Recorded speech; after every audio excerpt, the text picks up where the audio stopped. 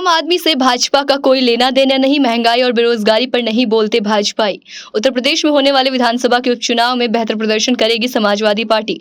महिलाओं के साथ हमेशा खड़ी रही है समाजवादी पार्टी। महिला सुरक्षा समाजवादी पार्टी की पहली प्राथमिकता।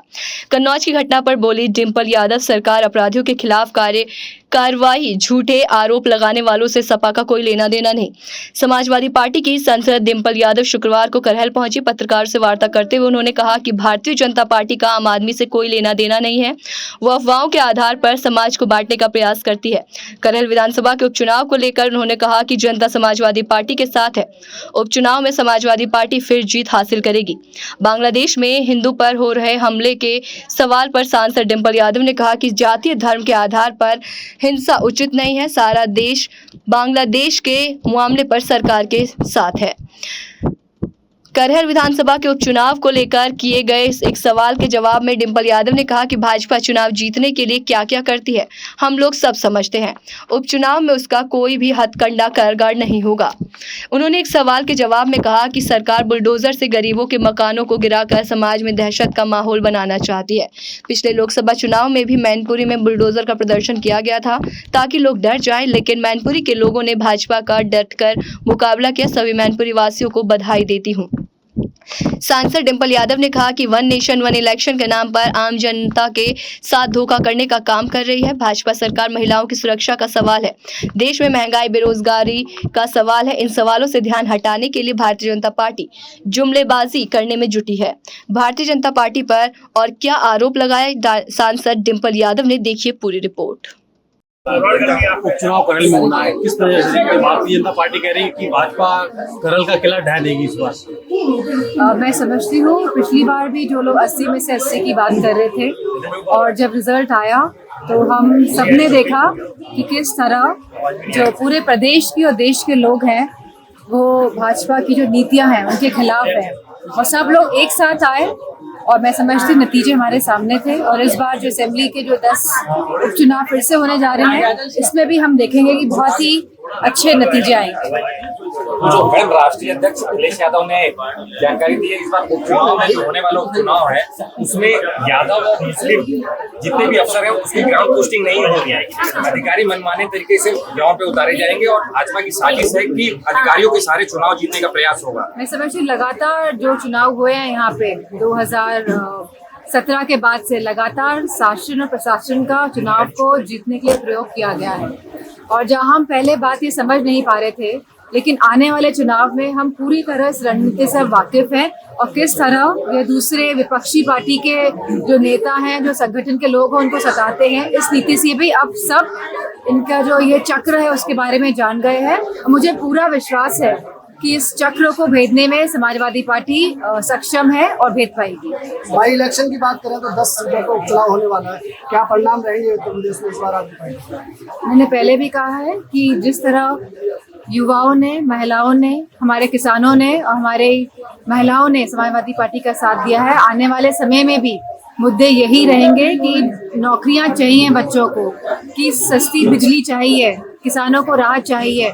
इन्हीं मुद्दों के साथ हम चुनाव में जाएंगे। बांग्लादेश की प्रधानमंत्री रही शेख हसीना वो भारत में आने के बाद मोदी ने शरण दी है, इसके लिए ओवैसी ने कहा है कि आलोचना की है, उसके लिए क्या? मैं समझती हूँ कि क्योंकि उन्होंने सहायता मांगी गई थी और वो हमारे देश के साथ लगातार बांग्लादेश के अच्छे संबंध रहे हैं और जब सहायता मांगी गई है तो सरकार ने सहायता दी है और मैं समझती हूँ पूरा देश इस फैसले में जो लिया गया है मैं समझती हूँ साथ है सरकार के साथ। सरकार कह रही है अतीक अहमद के लड़के के एनकाउंटर के बाद सपा सांसद रुचि मीरा ने एक ट्वीट करके आपत्ति जताई है कि जिन पुलिसकर्मी उसमें शामिल थे उनको सम्मानित किया गया है, ये डेमोक्रेसी के लिए बहुत खतरनाक है। मैं समझती हूँ जो मौजूदा सरकार है लगातार चाहे बुलडोजर हो ये संदेश दे रही है कि जो हम भय की राजनीति का प्रयोग कर रहे हैं, लेकिन अब लोग जागरूक हैं और जो ये संदेश देने का काम कर रहे हैं। हमने देखा मैनपुरी में भी किस तरह बुलडोजर लाके ये संदेश दिया गया था भय की राजनीति का। और मैं सभी मैनपुरी के सभी जनों को धन्यवाद देना चाहूँगी, क्योंकि आप सबकी वजह से ही आज समाजवादी पार्टी और मैं आप सबके बीच में मजबूती के साथ खड़ी हूँ। तो आप सबका बहुत बहुत धन्यवाद और आभार भी कहना चाहूँगी आप चैनलों के माध्यम से। सरकार सवाल उठा रही है कन्नौज में रेप पीड़िता के लिए समाजवादी पार्टी कोई इसके हक की लड़ाई नहीं लड़ रही। मैं समझती हूँ सभी महिलाओं की हक की लड़ाई के लिए समाजवादी पार्टी हमेशा साथ देगी, और क्योंकि अब यह केस पुलिस के हाथों में है और दोनों ही, भाजपा जो है एक ऐसी पार्टी है जो संवेदनहीन पार्टी है, इनको महिलाओं के मुद्दे से कोई मतलब नहीं है, लेकिन ये चाहते हैं कि जब इस तरह के महिलाओं के मुद्दे आए तो उसका राजनीतिकरण कैसे हो और उसका लाभ कैसे उठाया जाए। इस रणनीति के तहत, उस मानसिकता के तहत भाजपा सदैव काम करती आई है, लेकिन जो मूलभूत जो सुविधाएं हैं, जो महिलाओं के जो इश्यूज है, उस पर कभी पार्टी ने बात नहीं करी भाजपा ने। तो मैं समझती हूँ इसी के तहत समाजवादी पार्टी हमेशा महिलाओं के साथ खड़ी दिखाई दी है और आने वाले समय भी खड़ी दिखाई देगी। मैडम, कोलकाता में महिला डॉक्टर की इस तरीके से हत्या दुष्कर्म के बाद अभी तक वहां पर आरोपियों पर कार्रवाई नहीं है, क्या कहेंगे इसको लेकर? राहुल गांधी ने उसमें फांसी की मांग की। मैं समझती हूँ यह कानून का मसला है, फांसी की मांग करिए तो ये तो जज और कोर्ट डिसाइड करेगा क्या सजा दी जाती है, लेकिन क्योंकि अपराध इतना बड़ा है तो हम सभी चाहेंगे कठोर से कठोर इसमें कार्रवाई हो और सजा मिले। मैडम, आखिरी सवाल, कन्नौज में नवाब सिंह यादव का जो मामला चल रहा है उसमें बीजेपी के नेताओं का कहना है कि आपके प्रतिनिधि हो रहे हैं काफी मैं समझती हूँ 2019 में मैं चुनाव हार गई थी, और जो जिनकी बात आप कर रहे हैं समाजवादी पार्टी का काफी सालों से इस व्यक्ति के साथ कोई रिश्ता नहीं रहा है, ना ये पार्टी के लिए काम कर रहे थे। ये लगातार भाजपा के संपर्क में थे और लगातार अच्छे संबंध इनके भाजपा के लोगों के साथ थे, और आज जिस तरह हम देख रहे हैं कि एक दूसरे पे वार और प्रतिवार हो रहा है कि इसमें हमें फंसाया है या उसने फंसाया है, तो मैं समझती हूँ उसकी कार्रवाई होनी चाहिए, और जो भी परिणाम निकले कार्रवाई के बाद तो मैं समझती हूँ उसपे पनिशमेंट भी मिलना चाहिए। उत्तर प्रदेश के मुख्यमंत्री योगी आदित्यनाथ बांग्लादेश में हिंदुओं के प्रति हो रहे जिस तरह के घटनाक्रम सामने आ रहे हैं देखने में, उनका आरोप है कि विपक्ष इसलिए उसमें चुप्पी साधे हुए कहीं न कहीं वोट बैंक की राजनीति कर रहा है विपक्ष, कहीं उनका वोट ना खिसक जाए। कहीं भी किसी भी तरह की हिंसा किसी भी व्यक्ति के साथ, किसी भी समुदाय के साथ नहीं होनी चाहिए, ऐसा मानना समाजवादी पार्टी का है, मेरा है, और मैं समझती हूँ हम सभी के दिलों में जो करुणा का भाव है, मैं समझती हूँ हम सब ये बात मानते हैं कि किसी भी समुदाय के खिलाफ, किसी भी व्यक्ति के साथ हिंसा भाव और हिंसा नहीं होनी चाहिए। कल प्रधानमंत्री जी ने स्पीच में वन नेशन वन इलेक्शन की बात फिर से दोहराई है, इसको किस तरह? हाँ, जीएसटी की बात कही गई थी कि one tax, one nation one tax होगा।